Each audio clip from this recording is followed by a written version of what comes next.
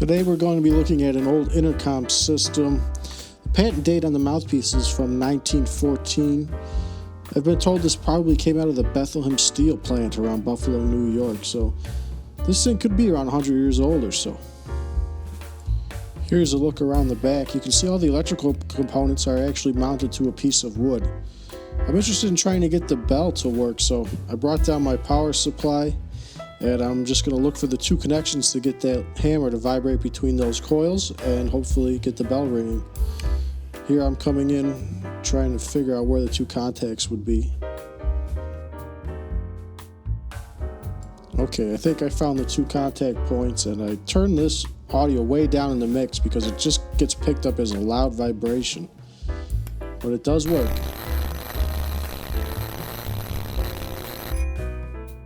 Here you can see the sparks caused when this flat piece of metal vibrates back and forth. It extends through the panel up to the hammer that hits the bells on each side. Now, I'm not going to do a full and complete restore on this because I'd like to keep it looking kind of old and vintage, but I figured I'd put some contact cleaner on the electrical parts I'm going to be using for the bell. Using some sandpaper, then I come here with a nail file to clean up everything around where that vibrating metal flat bar is. Now around on front, I'm going to unscrew the bells and just clean those out because they're starting to rust inside. Like I said, I'm not trying to get it perfectly clean, but some WD-40 should be able to stop them from rusting and knock off the loose rust that's on them.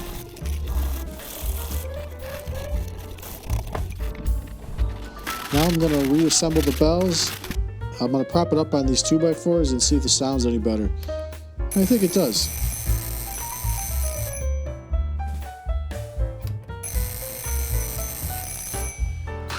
Now I'm going to start making a wood plaque to mount the intercom on. I'm going to use this piece of oak I have here, run it through a table saw to clean up the edges.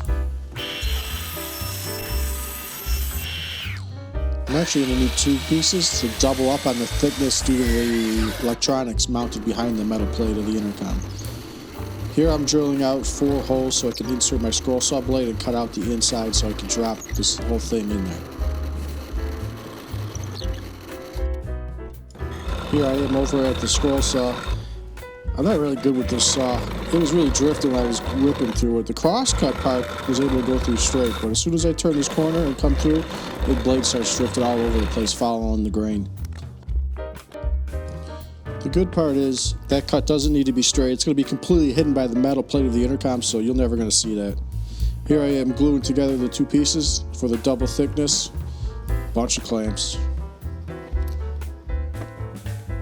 Now it's the next day, taking the clamps off, headed over to the vise to clean up all the glue squeeze out, clean up the edges, make sure they're all lined up and straight again.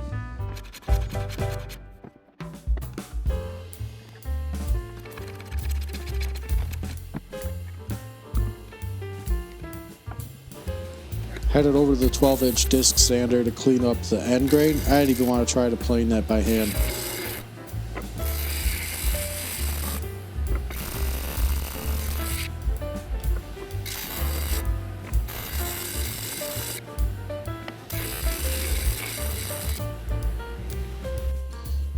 Now back on the bench, I'm just going to drop this in for a test fit, and it does fit. I'm using this little square here to make sure I got the edges all lined up, and I'm going to use this washer to mark out the rounded corners I want to put on the wooden plaque here.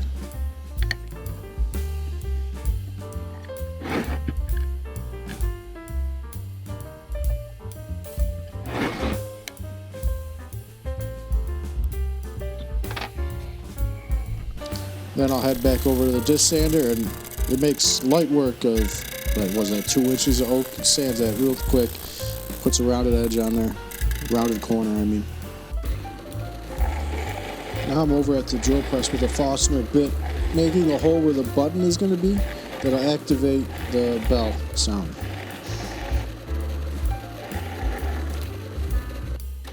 Getting a little fancy here with the drill vise, holding the plaque vertically so I could drill a hole to run the wire through all the way to the unit and go through the hole for the button as well.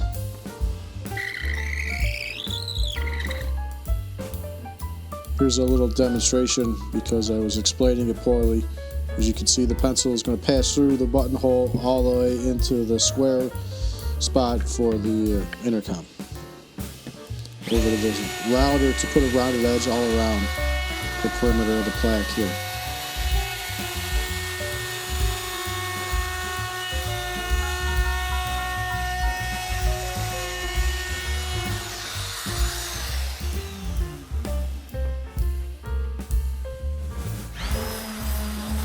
Got the random orbital sander here to get a smooth surface. We're getting ready to finish it up.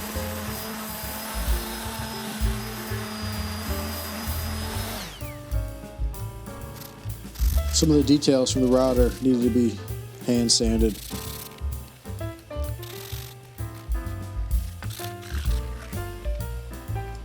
And as a final part of the woodworking portion of this project, got some boiled linseed oil to put on the surface.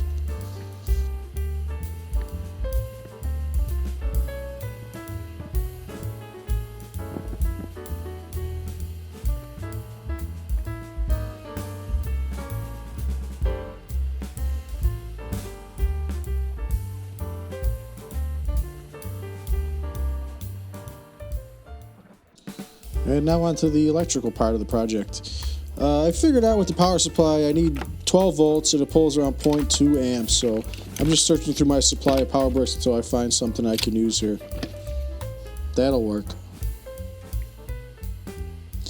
Here I'm mounting the momentary switch on this little wood plate I made. I did this because this is a brand new momentary switch and it just looks out of character with the rest of the thing, so I'll probably replace this with a properly aged switch if I can find one on eBay or something. Now I'm running the wires through the bottom hole of the plaque, attaching it to the screws on the back of the switch.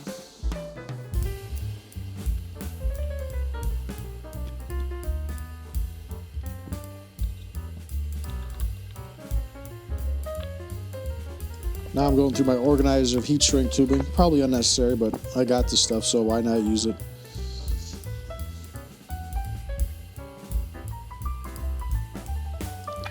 Time to do some soldering here to get these wires joined up.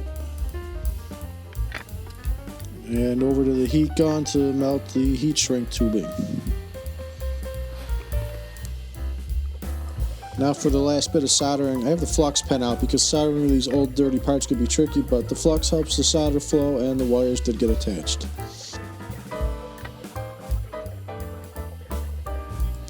More flux pen, more soldering.